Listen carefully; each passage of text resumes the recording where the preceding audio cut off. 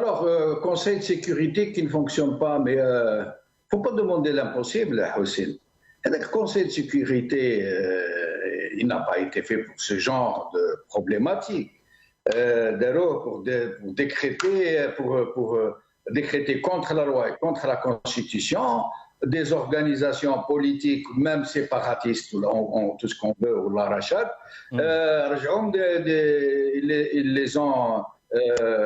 ils ont décidé d'en faire de les décréter mouvements terroristes. Ça, oui. Pour comploter, pour arrêter le Hirak, ou la trouver des combines, ou la susciter des suggestions sécuritaires pour casser toute possibilité à ce peuple de pouvoir s'exprimer dans la rue librement, oui. Mais ça, il voit venir, il réagit en conséquence à un événement pareil, il ne faut pas demander l'impossible. Je te rappelle, Hossein, je te rappelle quelque chose, Ali. Ce régime n'est plus présent. Parce qu'il y a une différence entre la présence et la tonitruance. Ce n'est pas celui qui crie beaucoup qui peut changer ce soir. Et il y a une grosse différence entre l'action et la gesticulation.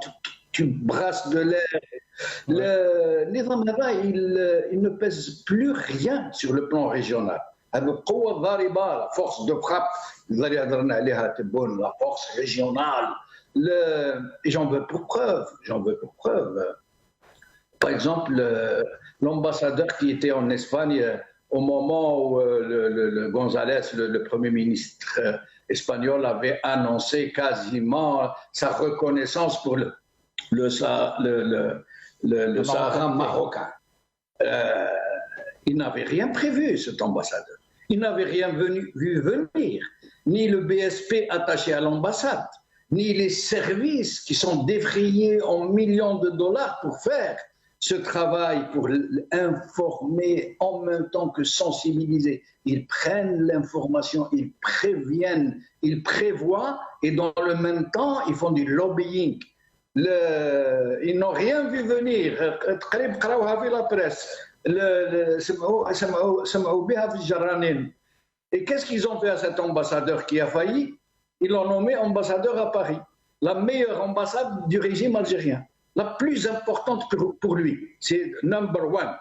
Parce qu'il a failli en Espagne, parce que c'est du copinage, c'est de ma'rifa, Mais sinon,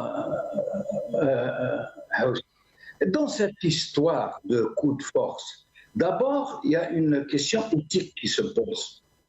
Qu'un pouvoir algérien qui est lui-même issu d'un coup de force, qui est issu de la fraude électorale, qui est issu de la force armée, qui a été installée par l'armée, qui empêche les gens de parler, qui avait même base sur toutes les institutions, qui avait même base sur la presse, qui avait même base sur tous les pouvoirs. Il ne peut pas, lui, se poser en donneur de leçons et appeler à la légalité internationale. Déjà, partant de là, il est très affaibli. Il n'est pas en position de pouvoir donner des leçons. Et de l'autre côté... c'est surtout que Jamaldine Benchenouf, c'est surtout qu'il appelle à respecter justement le processus démocratique en Niger.